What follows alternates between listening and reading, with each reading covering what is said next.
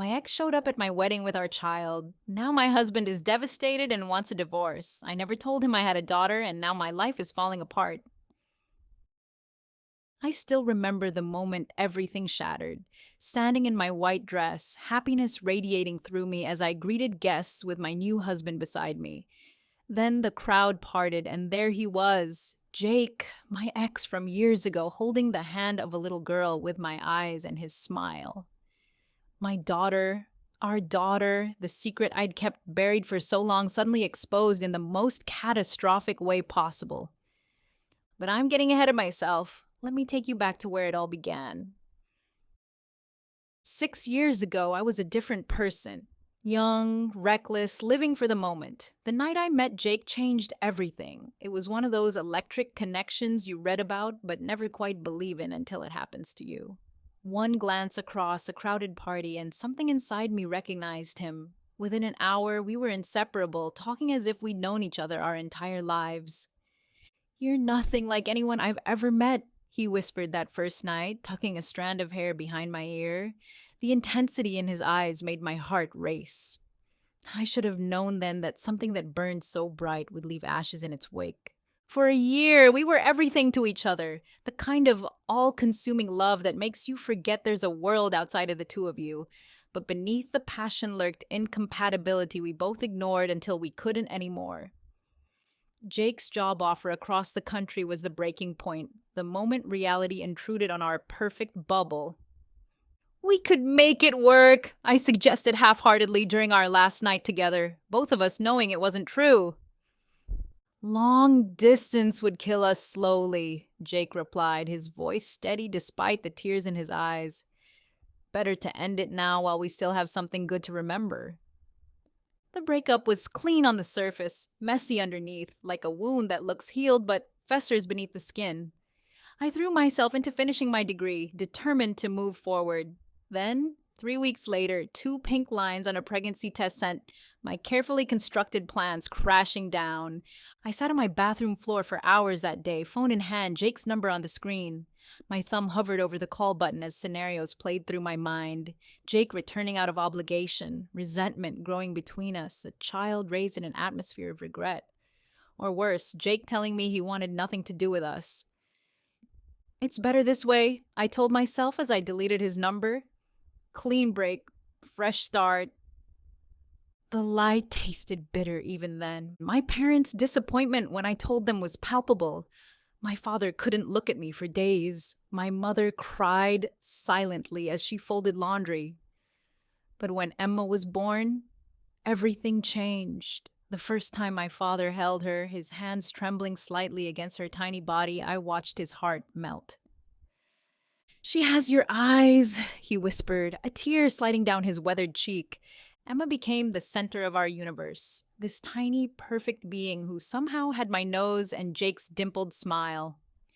With each milestone, her first laugh, first steps, first words, the weight of my decision to keep her from Jake grew heavier. Each year on her birthday, I'd find myself staring at my phone, composing messages I never sent. When Emma turned 3, my parents suggested I finish my master's degree in the city. They'd care for Emma during the week, and I'd come home on weekends. It was a chance to build a career that could support us both. I agreed, never imagining how this practical arrangement would complicate my life in ways I couldn't foresee. That's when I met David, not in some dramatic lightning strike moment like with Jake, but slowly, naturally, a gradual dawning rather than a blinding flash. He came into the coffee shop where I worked every morning, always ordering the same thing, black coffee, blueberry muffin. For 6 months, we exchanged nothing but pleasantries and small talk. Then, one rainy Tuesday, he came in drenched without his umbrella, and I offered him my spare. "You can return it tomorrow," I said with a smile. "Or," he replied, raindrops still clinging to his eyelashes, "I could return it over dinner this Friday." Something about his gentle confidence, so different from Jake's intensity, drew me in. Our first date stretched from dinner to a walk along the riverfront to coffee at a late-night diner. We talked until the staff began stacking chairs, gentle hints that it was time to leave. As weeks turned into months, I fell in love with David's steadiness, his thoughtful nature, the way he remembered tiny details about things I mentioned in passing. He was everything Jake wasn't: stable, predictable, secure, the kind of man who planned for the future rather than living solely in the moment.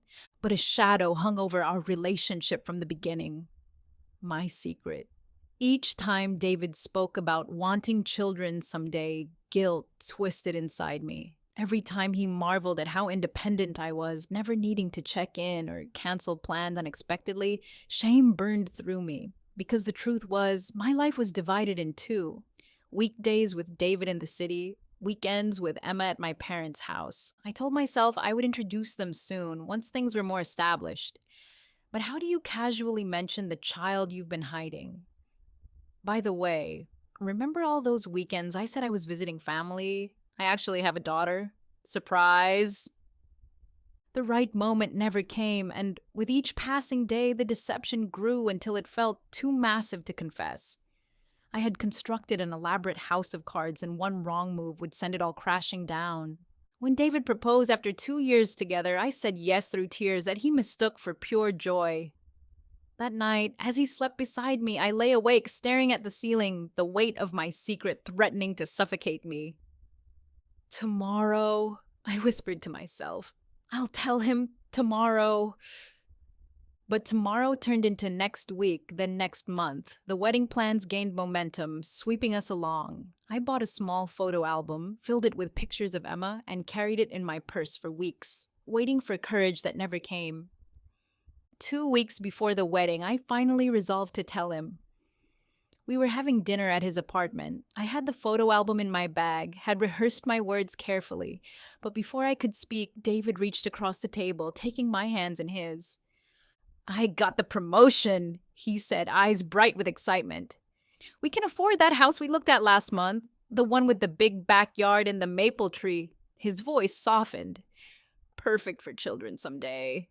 The words died in my throat. His smile was so genuine, his joy so pure. How could I destroy that? How could I tell him that not only did I already have a child, but I'd hidden her existence from him for our entire relationship? That's wonderful, I said instead, my voice hollow to my own ears. I'm so proud of you. That night, I made a fatal decision. I would tell him after the wedding. We would be married then, committed to each other.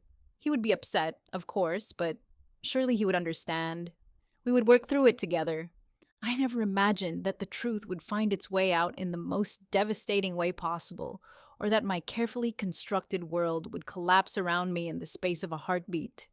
The ceremony was a dream. David's face as I walked down the aisle, our hands joined as we exchanged vows, the perfect kiss that sealed our union. I remember thinking, this is it. We made it. Everything will be okay now. How naive I was, how foolish to think secrets could stay buried forever, or that lies, even those told with the best intentions, wouldn't eventually surface, bringing destruction in their wake. The reception had just begun. David and I stood greeting guests, his hand warm against the small of my back. When I saw him, Jake, standing at the entrance, looking exactly as I remembered and completely different at the same time, and beside him, holding his hand, was Emma in her favorite blue dress, her dark curls framing her face. Our eyes met across the room, and in that moment, I knew my life would never be the same again. Jake spotted me at the same moment I saw them. His expression was a mix of anger and determination as he made his way through the crowd toward us. I felt David tense beside me, confusion evident on his face. Congratulations, Jake said, his voice tight. Sorry to crash, but I thought your husband might want to meet his stepdaughter. The room seemed to spin. David's hand slipped from mine as he looked from Jake to Emma, then back to me, the question in his eyes turning to understanding, then to hurt. What is he talking about? David asked, his voice barely above a whisper. Before I could answer, Jake continued, Emma, this is your mom's new husband. Emma looking confused and a little scared. I started, but the words wouldn't come. You have a daughter? David's voice cracked. All this time? I nodded, tears streaming down my face. I was gonna tell you. When? David's voice was no longer quiet. After we were married? After we had children of our own? Were you ever going to tell me? My silence was answer enough. The reception had gone quiet, everyone watching the drama unfold. David looked at me one last time, a mix of betrayal and disgust on his face before walking away. My mother, who had just arrived at the reception after getting frantic calls from my father about Emma's disappearance with Aunt Sylvia, quickly approached, taking Emma from Jake and leading her away from the crowd. Jake stayed. I only found out about Emma 3 months ago, he explained, the anger in his voice tempered with something else. Hurt, perhaps. Your cousin Melissa and I have a mutual friend. She posted pictures of Emma's 4th birthday party online, and Melissa recognized me in some old photos on your profile. She reached out, thinking I knew about Emma all along, and had abandoned you both. I felt the blood drain from my face. Melissa! Of course, my well-meaning but meddling cousin who had never approved of my decision to keep Emma from Jake. She showed me pictures, Jake continued. Emma looks just like me. Same dimples, same smile. I knew immediately she was mine. I tried calling you dozens of times, but you never answered. I even came to your apartment, but you'd already moved out. Your new number was unlisted. This was true. I had changed my number after a stalking incident at the coffee shop where I worked. Only family and close friends had my new contact information, and I had never thought to update my social media profiles. So I went to your parents, Jake went on. At first, they denied everything, said Emma was some distant relative's child they were watching. But when I threatened to get a lawyer and demand a paternity test, they finally admitted the truth. I couldn't speak, couldn't move. I've been trying to reach you for months, Jake said, his voice rising with frustration. Your parents kept saying you were busy with wedding preparations, that you'd contact me when you had time. But the calls never came. I filed for visitation rights, got a lawyer, did everything by the book. Still nothing from you. I winced at his words. My parents had mentioned that Jake had found out about Emma, but they downplayed it, saying they were handling it and not to worry before the wedding. I had been so caught up in my own anxieties and guilt about telling David that I had pushed it all aside, letting my parents deal with Jake while I focused on the wedding. I wasn't going to come here today, Jake continued. But then your aunt called me. She said I had every right to be here, that Emma should meet her father, and that your husband deserved to know the truth before it was too late. So here we are. With that, he walked away, leaving me standing alone in my wedding dress, surrounded by whispering guests and a collapsing life. The next few hours were a blur. My parents took Emma home. Guests gradually left, and I found myself sitting alone in the bridal suite, still in my wedding dress, waiting for David to return. He didn't. When I finally got home to the apartment we had shared for the past year, his things were gone. He had left a note. I need time. Don't contact me. For 2 weeks, I heard nothing from David. I called, texted, even went to his office, but he refused to see me. Meanwhile, Jake had initiated formal custody proceedings. He wanted to be part of Emma's life, which I understood, but the timing of everything was overwhelming. My relationship with my parents and Aunt Sylvia was strained at best. I couldn't forgive her betrayal, and they were caught in the middle, trying to make peace while dealing with their own guilt about the situation. Finally, David agreed to meet. We sat across from each other at the same coffee shop where we had first met, the awkwardness between us palpable. I filed for an annulment, he said without preamble. Given the circumstances, it should be straightforward. David, please, I begged. I know I made a terrible mistake, but I love you. We can work through this. He looked at me, really looked at me, for the first time since the wedding. It's not just that you have a child, Rachel. It's that you lied for years. How can I trust anything you say now? I was scared, I admitted. I didn't want to lose you. And look how that turned out, he said bitterly. You kept something huge from me. Something that affects not just your life, but mine as well.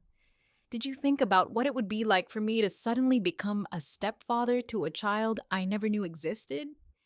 Did you consider how Emma might feel being kept a secret, or did you only think about yourself? His words stung because they were true. I had been selfish, thinking only about my fear of rejection rather than the consequences of my actions on the people I claimed to love. "I'm sorry," I whispered, knowing it wasn't enough. David sighed, running a hand through his hair. "I believe you're sorry, but it doesn't change anything. I can't be with someone I don't trust, and right now, I don't trust you." With that, he stood and walked out of the coffee shop, and I feared, out of my life for good. The weeks that followed were some of the hardest of my life. The annulment went through quickly, as David had predicted. Jake and I established a tentative co-parenting relationship, with Emma spending weekends with him. My daughter was confused and upset by all the changes, which only added to my guilt. 6 months after what should have been the happiest day of my life, things have settled into an uneasy new normal. Emma has adjusted to spending time with Jake, even seems to enjoy it. My parents and I are speaking again, though things remain strained. Aunt Sylvia and I haven't reconciled. Some betrayals cut too deep for easy forgiveness. As for David, I saw him last week. It wasn't planned. We ran into each other at a bookstore. For a moment, neither of us knew what to say. He looked good, healthy, maybe even happy. We made awkward small talk about the weather, about work. Then he mentioned he was seeing someone. "It wasn't serious," he said quickly, but I could see in his eyes that he was moving on. Before we parted, he asked about Emma. The question surprised me, and for some reason, it gave me hope. Not that we would get back together, that fantasy has faded with time, but that perhaps someday we might find our way to forgiveness. "She's good," I said as she lost her first tooth last week. Jake took her fishing for the first time. She hated it. I smiled at the memory of Emma's disgusted face when Jake tried to get her to bait her own hook. David smiled too, a small, sad smile. "I'm glad," he said then, after a pause. "Take care, Rachel." I watched him walk away, feeling something shift inside me. Not closure exactly. I don't think life offers that neat package we all hope for, but maybe acceptance. I don't know what the future holds. Some days when Emma laughs at something Jake says, or when I catch them sharing the same expression, I think maybe everything happened as it was meant to. Other days, usually late at night when I can't sleep, I torture myself with what ifs. What if I had told Jake from the beginning? What if I had been honest with David? What if? The truth is, there are no easy answers, no perfect endings, just people doing their best with the mess they've made, trying to find their way forward through the consequences of their choices. For now, I'm focusing on being the mother Emma deserves. Honest, present, unafraid of difficult truths. I'm learning to co-parent with Jake, to set boundaries with my family, to build a life that doesn't depend on someone else to feel complete. And sometimes, in quiet moments when Emma is asleep and the house is still, I allow myself to hope that this isn't the end of my story with David, but merely a painful chapter in a longer tale. Not because I believe we're destined to be together, but because I've learned that life is unpredictable, full of second chances and unexpected turns. Or maybe that's just another comfortable lie I tell myself. Only time will tell. If you enjoyed this video, don't forget to subscribe and hit the notification bell so you never miss our latest shocking stories.